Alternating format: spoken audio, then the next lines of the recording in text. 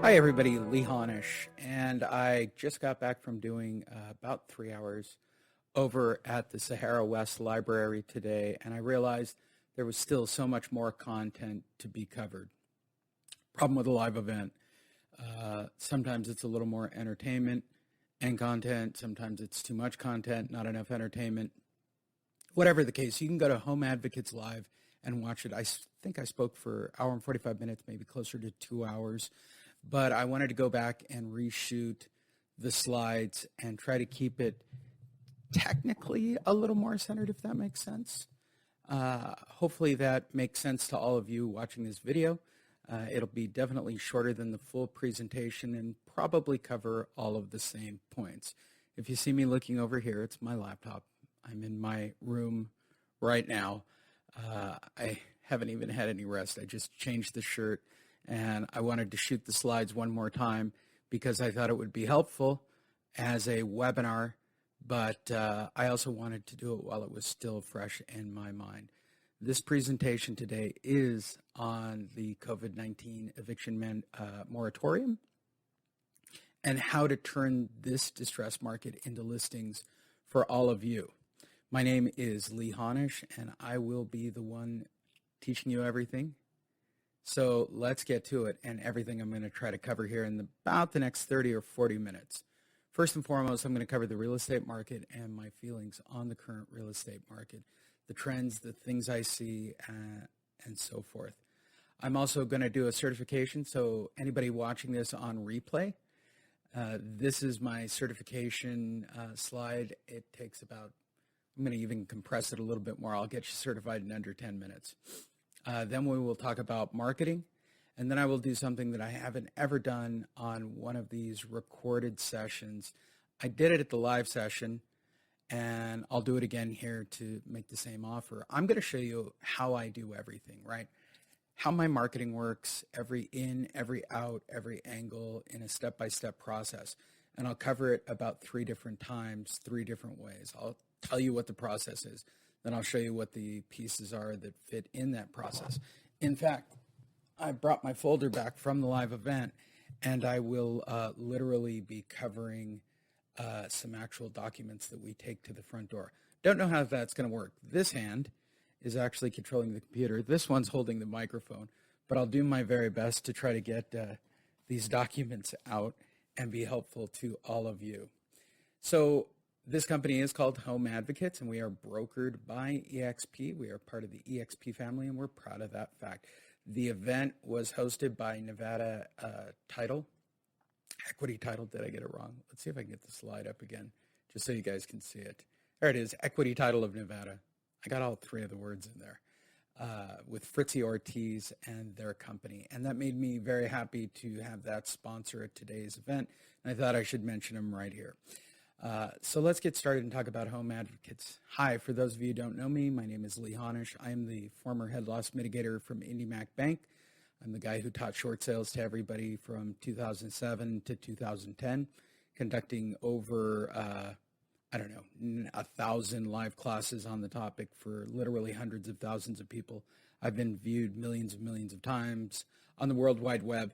And over the last 14 years, I have made myself the center point of distressed properties, the education of it, the advocacy for it, the marketing for it. I have worked diligently on becoming that person, and that was the creation of Home Advocates. I started in real estate in 1988, and by the age of 21, I had already conducted 100 unlawful detainers and evictions.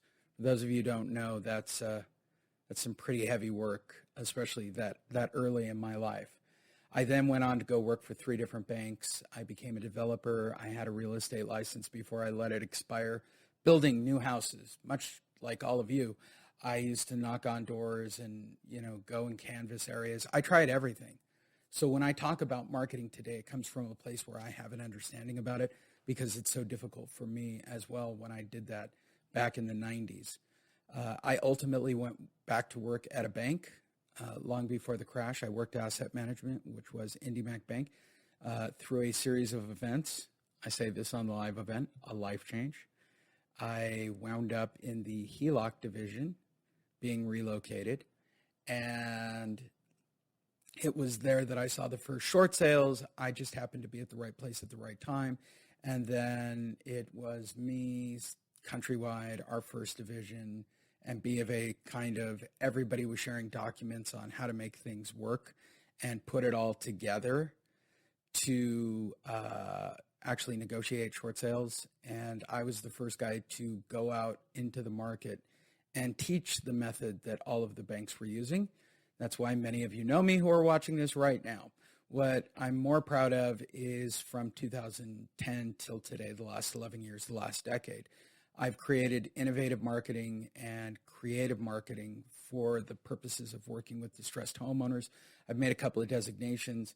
I helped a business partner create the advocate marketing system. I myself created monster marketing. It got me named for 9 straight years one of the most innovative marketers in America, and I'm very proud of that title. More importantly, we've done over $2 billion worth of real estate transactions.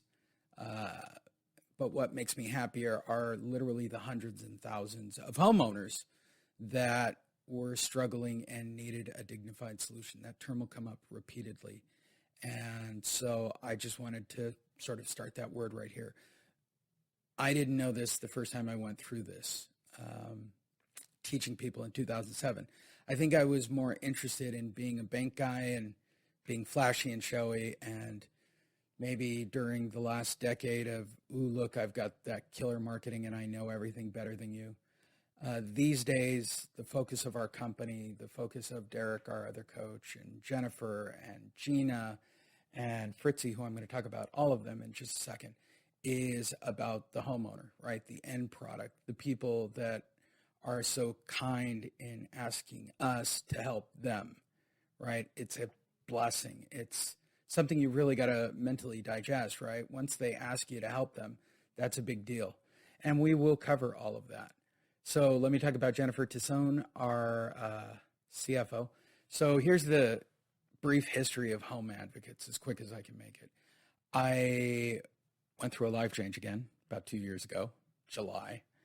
And a friend of mine, very good friend of mine, who I love to death, asked me to go to lunch with other EXP people. And I started to work with them. And I went to one of their events where they were kind of recruiting and teaching agents. And the marketing that they were teaching agents was not nearly up to my standards. But for some agents, I could see how it was useful.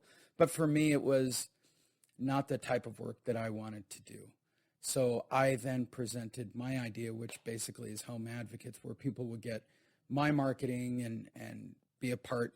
I didn't really know all the parts and pieces, but it was the beginning. If we're going to say the beginning of the idea started there, it was with Home Advocates. They were determined to work with brand new agents and coach with this other coach. And to be brutally honest, I didn't feel that, well, I know for a fact, I'm trying to downplay it. He's a great guy. It's just not what I coach. It's not how I coach. It's not how Derek coaches. So I thought it was more important to me to, keep everything the way sort of it is instead of, you understand what I'm saying. But that's where it started. And then I left that group. I then pitched it to another EXP agent. I then even went to an EXP corporate event at Christmas of 2019 and pitched it to the executives there. And nobody really was interested in it. They were interested in me signing up and me creating the program, but they weren't really interested in partnering with me, which is okay. Ultimately, over the next few months, as I was going through my life change, Pete Sanchez reached out to me. Pete and Kyle, actually Kyle Wessel and Pete Sanchez, who are right above me in the EXP line, they reached out to me and really wanted to do this. They wanted me to go out and teach. They believed in the coming distressed market. And this is before really COVID hit. And so that's where it all started. And then COVID hit, and then the moratorium hit, and then these weird numbers started to come out, and then there were weird anomalies about the data. So by the end of all of it, where we are about 3 months ago, take us back to February 14th, that's where I ran across Jen Tassone. She was out with a friend. I talked to her the next day. She was brand new in real estate, but she had such a kind, caring heart that I understood that that was an element that I needed in my business to work with real estate agents, right? One of my toughest problems is being able to connect with real estate professionals and what they're going through day to day. She, as a property manager and as a realtor, had a better touch and a feeling to it. And ultimately, I made her the CFO. And we were off. So in the next 90 days, we built it out. The next thing I needed was a VP of sales and somebody who could coach. In fact, I'll say it, he'll never watch the video better than me. Derek Kelly. I needed a conversion coach. I know working with David Bartels, my strength has always been the technicality of marketing and being a presenter, right? People like expertise. But Derek is unique. He's what we call in the business a natural salesperson, and he has remarkable skills. And so I wanted to incorporate that into the program. I wanted to be able to teach homeowners and real estate agents and investors how to convert, to come off this sort of ABC mentality, this go prospect, prospect, prospect. You're not doing enough, you're doing enough. I think you guys are doing enough. I just don't think, it's being done correctly. So we'll see. Then I was handed by my former business partner, David Bartels, literally an entire short sale business. And so I was doing short sales and I was putting this company together and everything is all being built out at the same time. And I got the files, then I built the company. I think I got the files right before Jen. And I knew that I was going to have to do it. Well, neither here nor there. You guys don't care about the history that much. So I then realized that I wasn't going to be able to process short sales very well and not be very happy about it. And we became the largest short sale company in North America, literally overnight. And thanks to Gina showing up on a coaching call of mine, I hadn't talked to her in months. I asked her literally over the coaching call. So for those of you that are students or become new home advocates, go and see it. It's on a training call from a month or so ago, which is phenomenal, right? That's great. So then Gina jumped on and took over short sales, but more importantly, again, brilliant mind in the company, right? She's an LO. She's a former president for those places. She's set up companies. She's worked with distressed properties. Again, putting somebody better at something than me, right? Jennifer, certainly that more loving, kind heart to empathize and relate to real estate agents. Derek Kelly, no doubt, better coach than me. And then Gina, who's just plain smarter than me about everything technical. So I had the earmarks of an amazing team of all these people I put into place. And then I came out here just before we launched or incorporated our company. I came out here to Vegas with Jennifer to go to one of our title and escrow offices.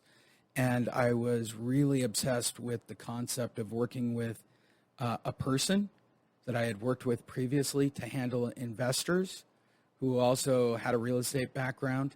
And the team kept shooting it down repeatedly, thinking that it wouldn't probably be the healthiest relationship for me. So lots of life changes. So I came out to Vegas. We were sitting having coffee with Fritzy Ortiz. So Fritzy is literally amazing. So in talking to her, she said, I have no idea why we're here. And I said, well, I laid out what the company was doing. And I said, one of my biggest issues is that I don't have somebody to handle. I want like an express buyer program. I want an iBuyer program for the elements that I'm setting up, right? We create this funnel and this pipeline to help homeowners, but I also want to be able to get the houses sold quickly. I don't want them on the open market. I want this quick turnover in time. So I need an investor portfolio. I need to be connected with investors. And she goes, well, that's exactly what I do. And I have people that'll do it and they'll pay commissions. And so title escrow and now iBuyer, eBuyer, UBuyer, whatever you want to call it, are We call it the Express Buyer Program, and it is perfect and runs perfectly. And so joining us was Fritzy Ortiz, and that made me very happy, and it took care of the final element of the company, and that's home advocates, experts in every single field. I actually feel like I am the lowest man on the totem pole.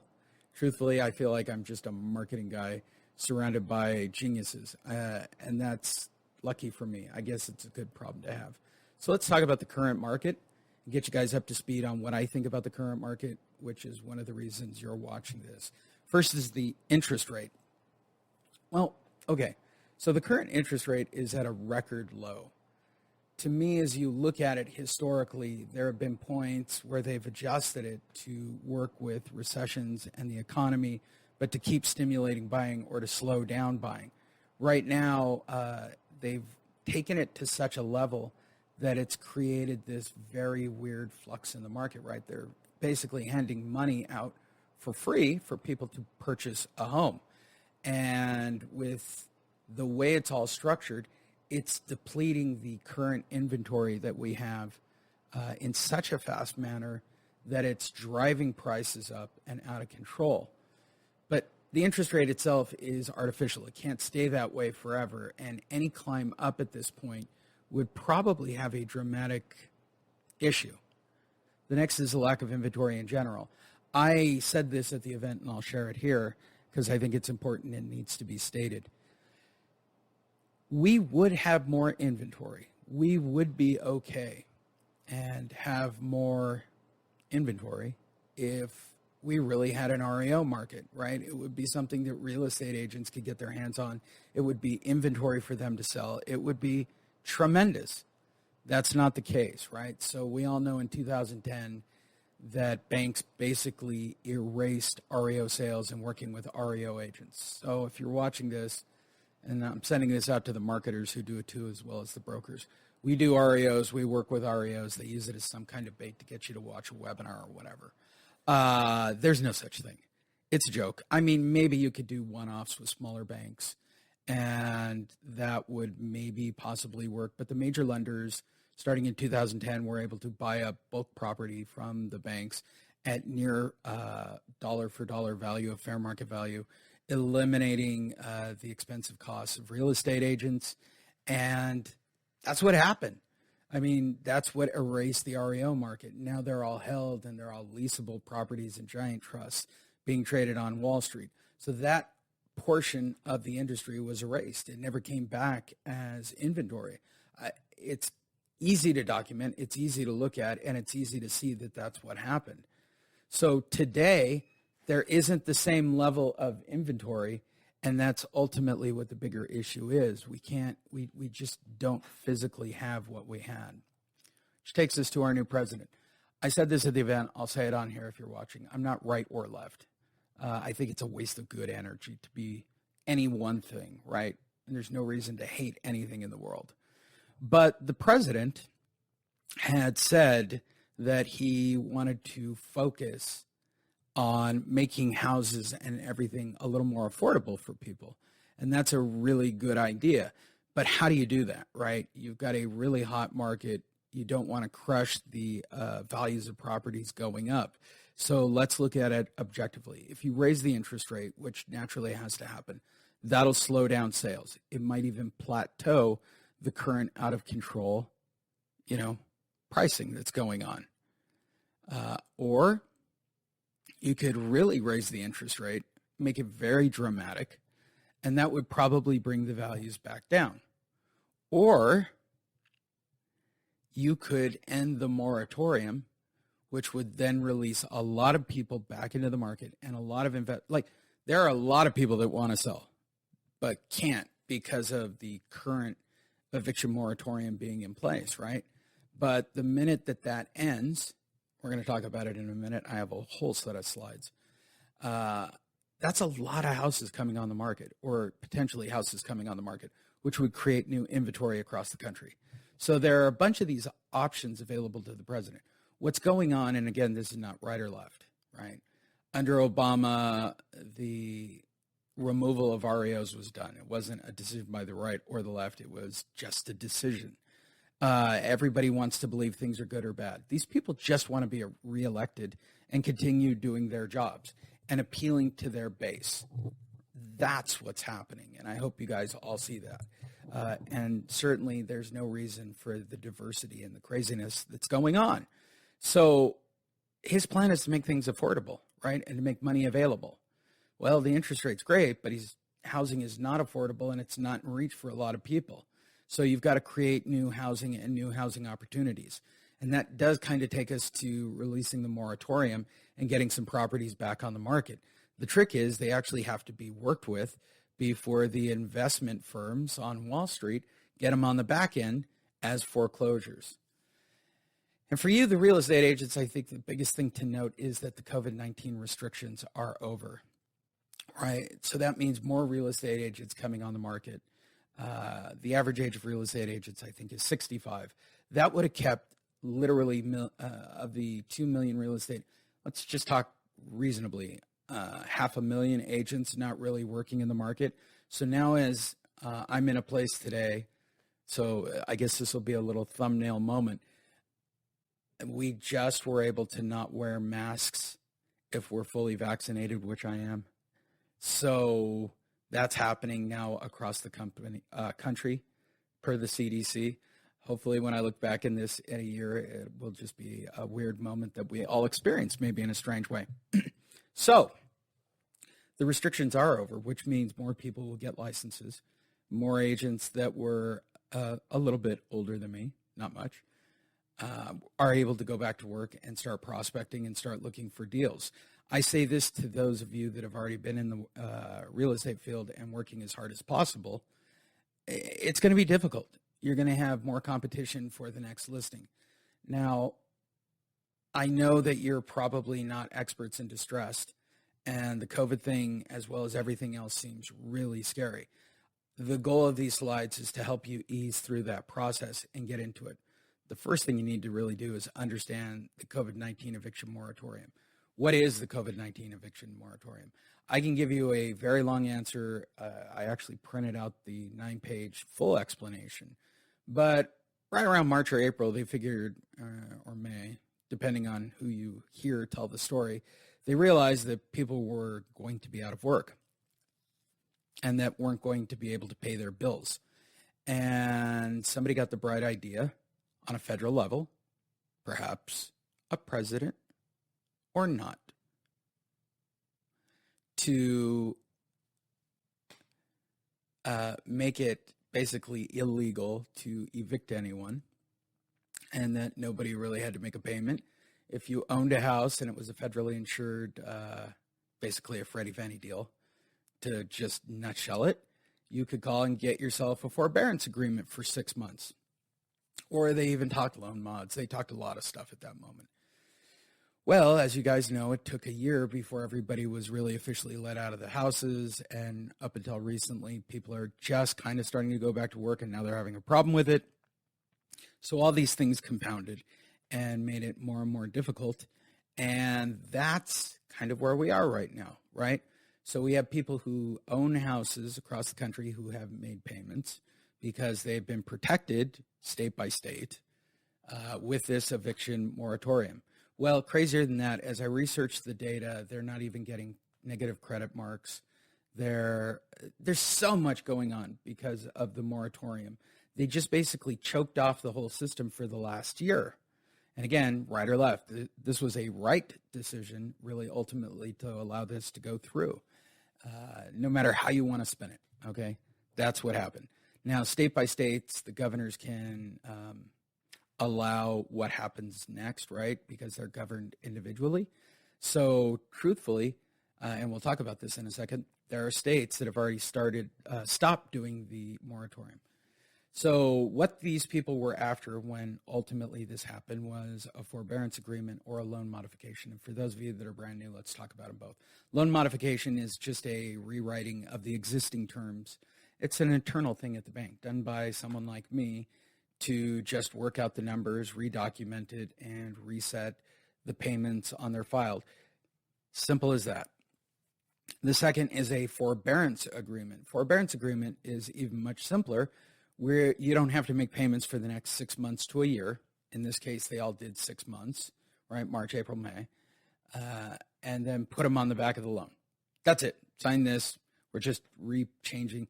Both of them are kind of loan modifications in a strange way, if you want to look at it that way. They basically amended the original loan modification, loan information itself with the loan modification or the forbearance agreement. That's it. So the bigger problems start to come into the next section, which is, let's say, April or May, right? So if the first wave really took 6-month forbearance agreement, you ran out. So now you've gone 6 months without making a payment. And that totals in the millions of people who haven't done it. Loan modification people if they didn't get back to work or they took a loan modification, here's a really big one. If you don't make payments on a loan mod, you can't redo a loan mod. And for those that took forbearance agreements, they weren't handing out back-to-back forbearance agreements. They were only required to handle one. So trust me when I say this, all of the banks are aware of when people stopped paying, even though it's not on credit. It's not showing up in the physical hard data when you pull the data, and they really have choked it all off. So the banks are aware of where people stop paying, and they're just waiting for the day to start reporting it. So what will happen to homeowners who still can't make the payments or never did, right? So that's the question. And that's what we're talking about here. It's a wave of 6 to 7 million people, depending on who you asked. Here in Vegas, they were asking the question in the room of, how many do you think in Vegas? First number I blurted out was 250,000, because here's the truth. Nobody's back to work on the Strip. I know that sounds like a crazy big number, and it's probably even bigger than the population itself, but hundreds of thousands? I mean, because it affects renters, it affects property. It's got to affect like a third of the people, property here. I mean, I think. I mean, I could be completely wrong, but I know for a fact, coming back here to Vegas, being here now, and I've been here throughout the pandemic at different points, like nobody's back to work on the Strip. And we're talking about regular people who are the ones that kind of kept this housing economy going and this rental economy going.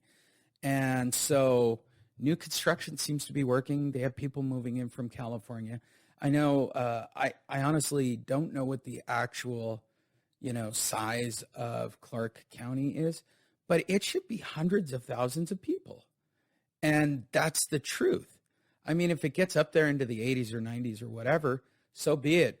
And I know that I overestimated the number, probably in the heat of the moment while I was recording it. But to me, it seems like almost all of it should be affected by it in some way, shape, or form. Investors couldn't sell properties because they couldn't evict renters. Renters who haven't made payments, and this is a huge rental community.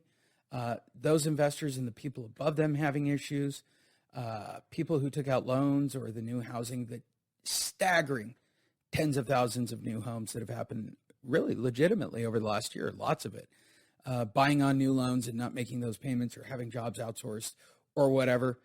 I think this is a much bigger problem here in Vegas or even abroad. You just have to look at it logistically there's nothing on their credit and there's nothing in the pipeline. When I talk to those people about it who do that kind of work for a living, the response back that I got, and I researched all of the people that I knew, was that nobody wants to be first. Like, people were afraid to be the first one to do an eviction. They were afraid to be the first ones to start reporting credit. So we're now at a weird tipping point for all that to happen.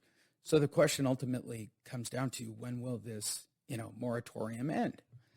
And it's already ended. For those of you who don't know, and again, I don't like this, right? Red, blue state stuff. Red states have already released it. So over the next 30 days, it's going to release out slowly, and it will finally hit the news. I tell everybody that this is an important thing to know right here, right now. There is a chain of events that happens in real estate that you should be aware of, right? So basically, an event happens on this scale, like the moratorium happened. That affects homeowners. Then it's reported to the media. The media then reports it right and left, right? So the spin would be The eviction moratorium has finally began and the deadbeats are being thrown out. You turn over to MSN. Oh no, people are being displaced by the moratorium. It's the spin they put on it. I'm a marketing guy at the end of the day, so I get it. Now that goes back to the homeowners. That goes back to the real estate agents. And now it becomes a trend. So that takes time, right? So over the next 30 days, the moratorium's over. So they'll start sliding out evictions and start reporting to credit, and that will leak up to the media level, and that's where the cycle will begin. Before average real estate agents, much like short sales, get it in their head that they want to work in this field because the data and the demand for help will be so great, will take probably a year or two, and it will require almost all the states to have released it. California and Nevada, states like that will be the longest before they physically roll out. So there you go. That's your update on all of that. So where it's over. Where do I think it will start? Florida.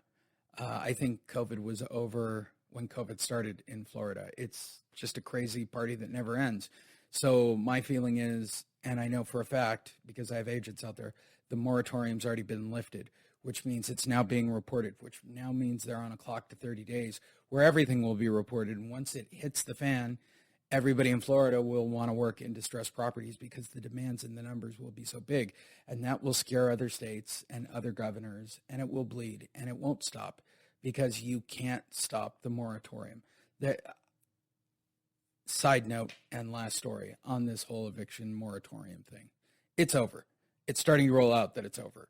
The actual date is July 1st for the entire country, theoretically, even though the red states have done it, they govern themselves. So that's the truth. The red states are technically doing it. Federally speaking, or the way the blue states are working, it's been put out until July 1st or June 30th, which would make July 1st, so the end of July. Some speculate it would be sometime in December and that even more checks would go out to people with the hopes of them thinking about alternatives to finding new houses, renters, or homeowners. So again, much like Vegas, hundreds of thousands of people, right? I just believe that. It's the number of jobs that are out there. I get people are coming in. People in California are fed up. I live in San Diego. We were just having a meeting about moving our company out of California just a minute ago and moving it here to Nevada as well. Be a great place to live and completely affordable. So I'm kind of on board with it. So whatever number you want to come up with, it's going to happen. This is really happening. It's really anywhere from 6 to 13 million people, depending on the numbers that we're talking about. I don't know what it will do here in Nevada. I believe it's hundreds of thousands of people that it affects. I believe it's literally hundreds and hundreds of thousands of people in California, Arizona, Ohio, period. Like I could just keep going down the list where it's going to get crazier and crazier, including Florida, including New York. I don't think that there's any shelter. I think there will be very few states like short sales, exclude a few states, Iowa or Kansas, right? It's just the number of homes. It's not a metro. So when you start looking at like Washington State will be an issue. These will all start to become things.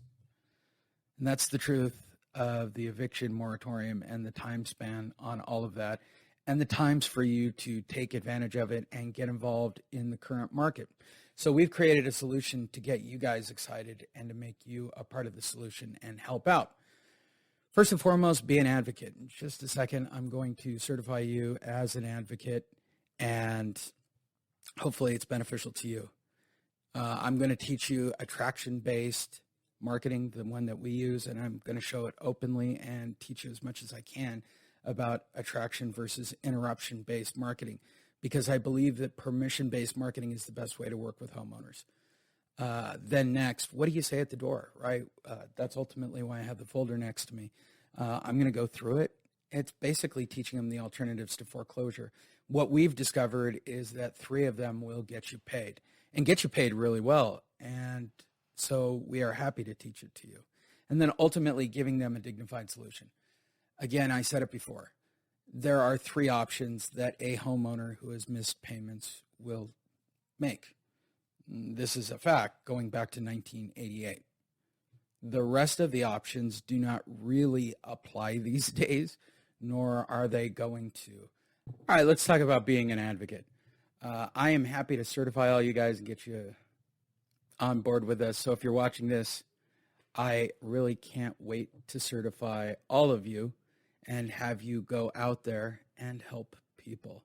We basically set up a very basic advocacy background of what we expect out of our real estate professionals who work with us, investors, anybody associated with our company.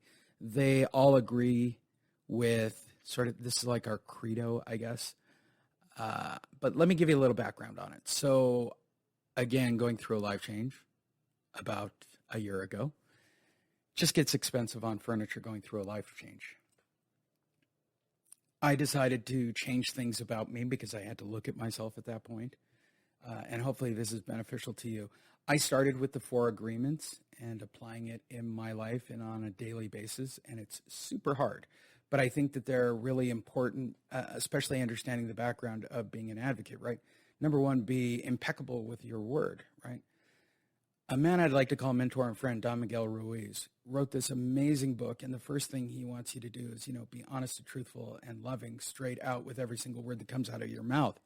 That's amazing, right? That's an amazing place to be in. When you're working with distressed people, I can't stress it enough. Number 2, don't take anything personally. I said this yesterday and probably went on too long about it. Homeowners in this situation are not going to be pleasant to you sometimes, not even remotely. They will threaten you. They're scared. This is a fundamental principle. So as an overview, don't take anything personally. Certainly these homeowners are going to scream. I liken it to a dog that just barks a lot because they're scared, right? Number 3, don't make assumptions. Brilliant. Don't assume how this is going to be. Don't assume when you go into a situation that's how it's going to be. That is wrong. I'm happily surprised these days. I stopped making assumptions about people in my past and where I was in my past and where I am today or where I'm going to be tomorrow. I don't assume. I don't write scripts. I don't do that. I'm a big believer in visualizing and hitting actually clear objectives. We have a key thing around, we don't hope in our office. We don't. It either will happen or it won't happen. Everybody on this team, which is amazing, and I made this joke at the event, they all meditate, they all have crystals, they all do the secret, and they all work towards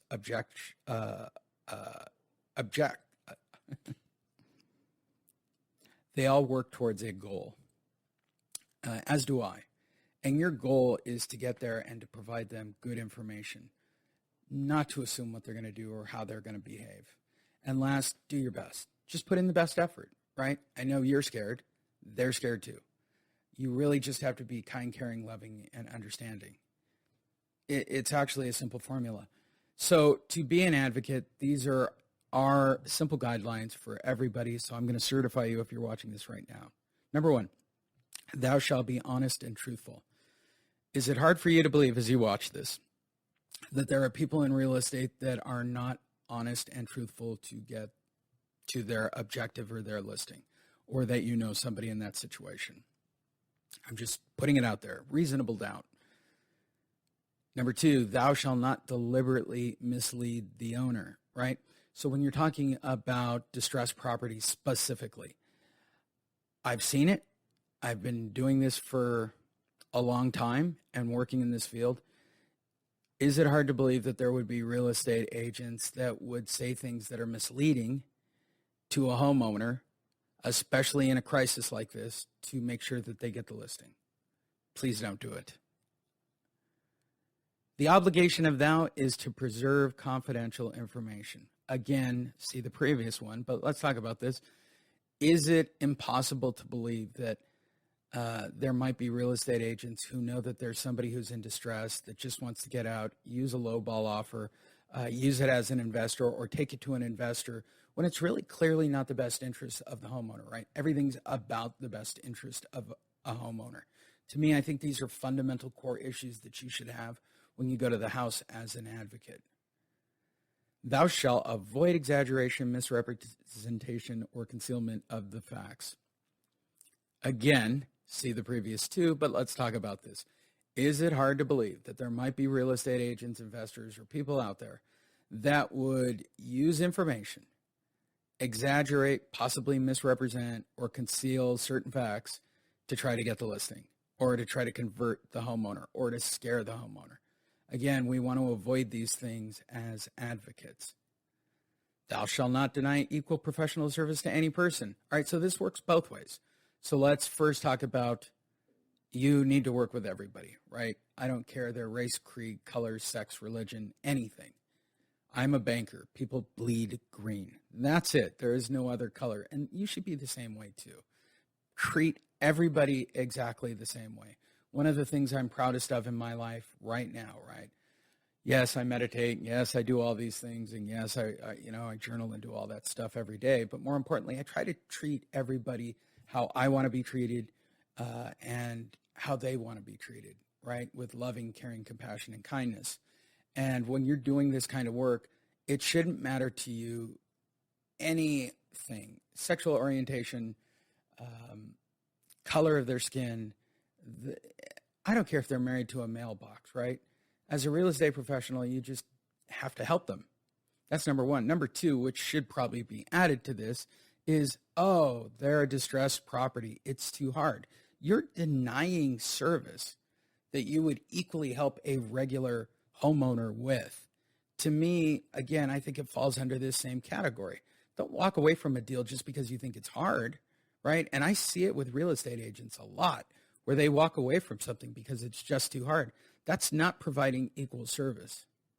Thou shalt not provide specialized service outside the field of your competence. Again, see the previous one.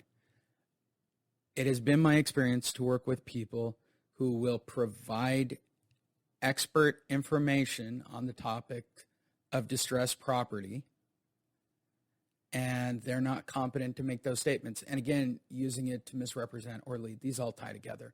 But again, I want to reduce these and make sure that you're educating precisely on things that you're comfortable talking about, right?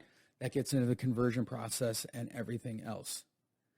Lastly, when thou shalt provide consultative services to a client, which involves advice or counsel for a fee, such advice shall be rendered in an objective manner, and the fee shall not be contingent on the substance of the advice or the counsel given. Here's the simple explanation to this. If you want to be a home advocate, if you would like to make money for your family, if you would like to help thousands of other families, right? 80% of what you do is going to be for free. Accept it. It'll make life so much easier for you if you just accept that. 20% of what you do will get you paid, and get you paid very, very well.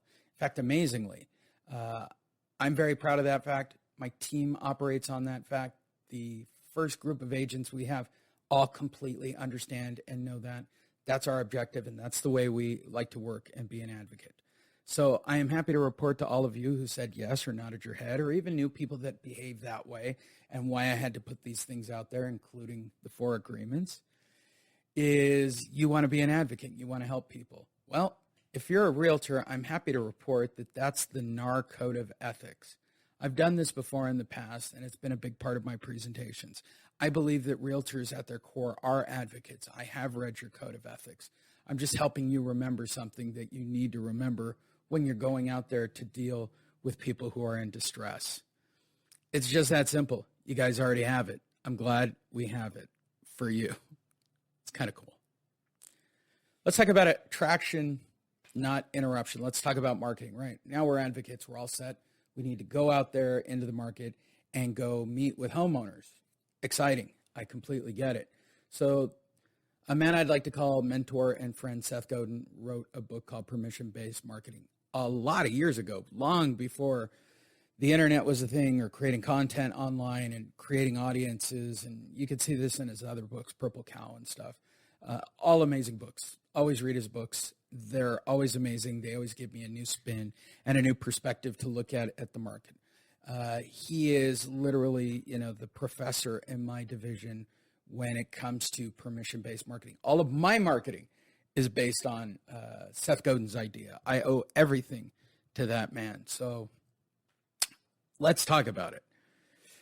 Attraction over interruption. The first thing you need to understand is I live in a world where we work smarter, not harder. I promote it from my own team, but when we're coaching on a weekly basis, I promote it with my real estate agents. I don't understand working hard to working hard. I hired a psychologist who is a friend of mine at the time to help me when I was starting to put these things together. And the thing to get people over was what I thought agents were lazy, right? And this is kind of the thing that was being pushed in this other group that I didn't want to be a part of. I didn't like where they were going. You know, they really believed that agents were lazy and you had to motivate them by making them break arrows and empowering them. And so I hired a psychologist to explain this to me. And I'm happy to share it with you, and hopefully it helps in your marketing and your drive to go out and work harder, not work harder, work smarter. He said that nobody's lazy. This is what a PhD, 2 PhDs said to me. People are not lazy. They're afraid. So when you become afraid, you just start to spin your wheels, and that represents laziness.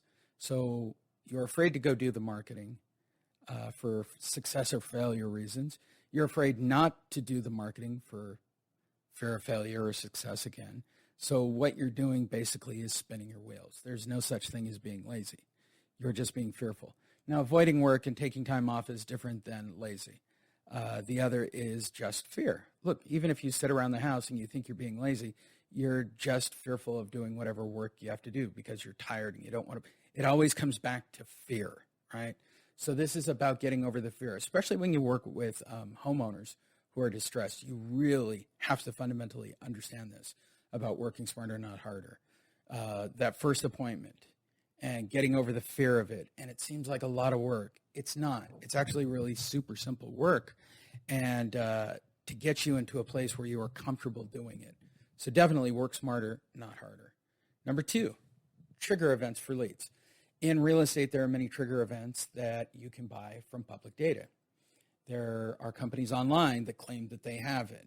And I know people who even believe that through big companies online, you can buy leads that will convert out. But at the end of the day, when you're buying stuff online, you don't know how many other people they're reselling it to. Do you have exclusive rights? You don't know. You're not the one really sometimes engaging for the first time. I'm not saying that they don't produce or that they don't exist or which ones are better or worse. Better, or worse. But it's definitely something to take a look at. So you want to look at trigger events to work with leads. It's really important to do it in my book because that's really concise marketing. I know exactly what the criteria for those people are that I want to reach out to. So in the world of distressed properties, I'll teach this to you. Number 1, right, work smarter, not harder. Take a very positive PMA attitude out. I work very hard every day at looking at the positive and setting out for goals for myself. The next thing, when I'm doing marketing, I want it very precise and targeted, right? So when I request data, in this case, NODs, NOSs, wherever you are, list pendants, or 30, 60, 90-day lates, I want very specific data. I want just single-family residents. That's just me. They have the highest conversion rate. I want them to be owner-occupied. Again, really important so that I can get a hold of the homeowner. And third, I don't want them to be listed on the market with another real estate agent already, right? So if I can get all that information filtered, then I have a good lead spot to start with, right? I know that they've missed payments. I know things about them. You'd be amazed at the amount of data you actually get from those records. There are 2 companies that do it online. Title escrow attorneys across the country do it in some cases. Some of your MLSs do it. You can even go down to the physical, county and go see where those people are physically posted because it's public data. With all of that said, now I have very specific criteria to work with these homeowners, and that's super exciting because now I know exactly the message that I want to bring to them. The last thing about attraction, not interruption-based marketing, is permission-based marketing itself. So now I know the data. I know I'm going to work smarterly, right? Okay. Many of you probably looked at it and go, yeah, I can't believe he made a slide. That's okay. That's okay. What I'm saying is This isn't about overworking or killing yourself. Keep it really, really simple and keep it very down to earth. So when we're talking permission-based marketing, it is like doing stuff online, right? We want to put content out there and build an audience for it. That is permission-based. They saw your content, they build to it. But how do you do direct permission-based marketing? How did I come up with the idea to do permission-based marketing? So this slide was more about, encouraging you to come up with your own ideas of how to invite a homeowner to call you, because I am going to talk about how we, right, engage homeowners the other way. I'm going to show you my approach, the home advocate's way that I've been doing for 11 years, and how beneficial that possibly could be for you. You'll get to see the slides and the process, and hopefully that will help you out. But think about it. Everything we do is interruption-based that we've been taught. I'm going to end on this thought. Everything in real estate, going back to when I started in '88, picking up a phone book, dialing for dollars, knocking on doors. It goes back to 1988 for me. That was the methodology. It was to go out. My own real estate agents that we had that would sell our REOs and our properties for us in '88 would spend their day going out and tracking communities and knocking on doors. '88, right? Same coaches that were then back then are the same ones now. They're still out there, and they're telling you it's your fault. You're not doing it enough. What if it's the marketing? What if it's the marketing? I mean, I certainly don't like anybody knocking on my door. I certainly don't like cold calls. I'm not a big fan of mailers. I don't put magnets on my refrigerator anymore. All the things we were told and are continued to be told don't really work. So let's take it even one step further in all of that when we're talking permission-based marketing, right? We need to get a message to the homeowner that we're there to help them and then turn that service back over to them. So, in fact, I'm going to do that, and I'm going to teach you our attraction-based approach, just that simple, coming up. So let's talk about educating the homeowner. First thing you're going to want to do is an introduction and a disclosure to that homeowner. I'm Lee, a homeowner advocate. We have documents and forms for it. It's really super simple. The second thing is I take a copy of their NOD or their notice of sale or their list pendants. Any one of those are fine. So there's an introduction letter, explains I'm an advocate, or I say it out loud, and I give them a letter. I take a copy of their NOD, notice of default, their notice of sale, or their les pendants. Les pendants. Those are important documents. Most people don't even know that they're actively in foreclosure. And this is where the rubber hits the road, and I think the important part of this series of slides. Then I educate them in their alternatives to foreclosure. Because there are three types of people who convert and close. Nobody can dissuade me from this. Number one are likable people. Jennifer, on our own team, very likable, very loving, very warm. Those people close at a considerably high rate because they create a relationship quicker. The next one is the trust category. When somebody feels trust, I feel like I can have a beer with that guy. That's almost the natural category where you build this connection with people. They'll see you presenting how a product or service works, and they're immediately drawn to it and want that for themselves. That's Derek's specialty field, which is amazing to me. Gina and I fall in the last category, which is the expertise category.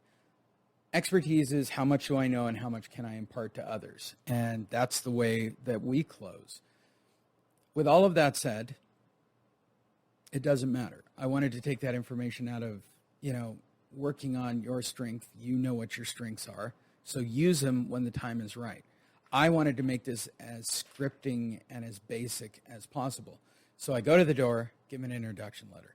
Number two, I'm going to give them a copy of their NOD or their notice of default or notice of sale. Number three, I'm just going to read to them their alternatives to foreclosure. So number one is do nothing, right? If you do nothing, more than likely, you will lose your home. Just read these. Number two, pay off or refinance. Completely paying off your loan amount plus any default amount or additional fees. By the way, for those of you following along, they can't do nothing, because if the bank makes a decision for them, they are going to lose equity on the transition of the sale. Payoff and refinance, we already know they can't do because they need money. Reinstate, pay the entire defaulted amount plus any interest or fees or attorneys or et cetera. Again, just read it as it is. And they'll look at them and, do you have any money? Okay, can't do that. Loan modification, first time it comes up, right? That's utilizing the existing mortgage company to refinance, basically rewrite the debt and make it more affordable for you. We can certainly look at that. By the way, from making notes, this is one of the biggest choices that homeowners who are in distress make. So if you want to make a little star, if you're writing notes at home, this is where you want to start. Number 5 is forbearance. Big because of COVID. Lender may be able to rearrange a repayment plan based on your financial situation. Again, there's more on these for you to say, but you look at them and go, would you like to investigate this, right? Where they put the payments on the back end. This is, again, this is the second choice that they're going to want most of the time. Number 6, partial claim. Again, it's paying back plus costs and fees, or paying a partial of the amount owed and getting everything reinstated. They're not going to do that. Again, they'll need money. Simple, explainable. 7, deed in lieu of foreclosure. Give back the property to the bank instead of the bank foreclosing. Sure, cash for keys. Let's talk about it. Oh, it doesn't do anything negative. Wrong. It's going to put a foreclosure on your credit report when they start reporting it again. There is no such thing as just tossing your keys to a bank. And again, deed in lieu of foreclosure, you're giving up on the equity in your house. I don't know why anybody would do it. And it's easy to explain that to a homeowner just by laying it out for them. Again, we have the complete script, reading it to you right now. Number 8, bankruptcy. This option can liquidate debt and or allow more time, right? So there are 2 types, Chapter 7, Chapter 13, and Chapter 11. Did I say 2? A few. So 11, which is a restructuring of business debt. That's why I didn't really include it. 13, wage earner plan, right? Payments are made towards a plan to pay off the debt. And Chapter 7, which is completely settled personal debt. I recommend everybody go watch a 60-minute piece right now. I mean, if I was really making this video special, I would probably chop it up and put it in there to explain how bad bankruptcy is and what it'll do to your credit, or what it's really used for, which is kind of just wiping out money that's out there via credit, which is what it's for. Basically wipes out debt so you can get new debt. I don't want to explain how big business works, but this isn't really a venue to save your house. Still set your house aside and they will still take your house unless you're going to do a Chapter 13, and you'll see from the 60 Minutes piece that that's almost impossible to get. It's a thing. So I'm not here. I'm not an attorney. There are many attorneys who will tell you that you can protect a house. And I'm not here to dispute it or get slapped with a cease and desist. I'm just not a fan. Number 9, which is sale. If the property has equity, almost all of them do, you can sell the house. If it doesn't have equity, it's a short sale. And once again, we'll help you as the largest short sale company out there. Those are the 9 alternatives. 3 of them will get you paid. A sale, a deed in lieu, right, or a loan modification. All of those have costs and fees associated with them. Once you go through all that, you've read it to them, all you have to do at the door is say, may I follow up with you? That's it. Biggest complaint I have over the last God knows how long with my own coaching students and with everybody is the may I follow up with you. One of the biggest things when I was putting this new program together is making sure that follow-up is included in the system automatically for my agents, which means I had to make all of my information for one, like working for one person. So we tend to follow one set of guidelines. We use the same marketing pieces with the same stuff that agents would take to the door, and they have access to it. So that when we're emailing or slide broadcasting or any of the other ways that we're following up to create the drip line for our agents, I would tell you to do the same thing, right? Set out one objective each week. Work smarter, not harder. Even if it's dropping a call and reading a script, keep it simple. I wish I could trust my own agents to follow up with the leads that we provide them and using our marketing approach. They kind of fall short on it, and I'm not a taskmaster, and I'm not going to force people to follow up. I'm just telling you that the most successful real estate agents and companies out there are the ones that follow up and keep lists up to date, which brings us back to the point that I started with before we talk about how we do it, which is a dignified solution.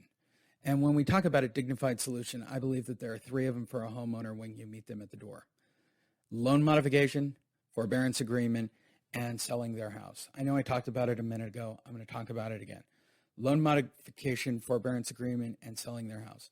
All three of those are the three options that we are addressing from Home Advocates. Right now, we are in the process of making sure that when you talk to a homeowner, if they pick one of those three items, right? You already know about sell their house. Let's take that off the table. Let's talk about loan modifications. We are setting up a program right now to get them their loan modification professionally done, without having to use attorneys or their exaggerated fees. Again, no offense to attorneys, for a reasonable fee. And we are working on an escrow so that it doesn't fall into this weird situation of taking money beforehand. Question came up while we were there from people who do loan mods. We're not interested in you doing free work, certainly not even for our company. We don't want to do free work for a homeowner. So we're looking into either a attorney trust accounts or escrowing the money, and then they will be billed hours. That money will be in an escrow-like account. And then at the end of the loan modification or the forbearance agreement creation, if they are approved or denied, the billable hours will appear. Now, if they're denied for a loan modification or a forbearance agreement, we don't care about it as long as we sell their house, because those are the two things that they're going to try to get.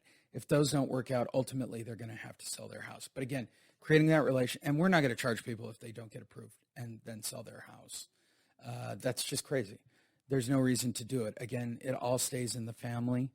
And more importantly for you, the agent or the investor who's watching this, all three of these make you money. If they do a loan modification and they get approved, we'll have money in escrow and we will split that with you. Same for a forbearance agreement. They're all going to be created, professionally done, professionally worked out by people who have underwriting and lending backgrounds, and then submitted to the bank to give them the best possible chance to get it. Billable hours go into escrow or to our attorney, let them do the accounting on it, and we will take our fair rate. And here's the big one for you, the agent and investors out there who have spent hundreds of hours helping people without getting a return. We're splitting that money with you. We're splitting it with you. That means you're getting paid weekly to go meet with homeowners. People know this in the distressed field. These are the three things that homeowners are going to do when you go to the door. It's one of these three. That's it. The other ones are all complete outliers. They rarely, if ever, happen. Bankruptcy is probably the one you'll hear the most, but ultimately properties will be set aside and they're going to lose their house. Like they don't understand the ramifications of how to deal with that. Banks are still going to get their hands on the house.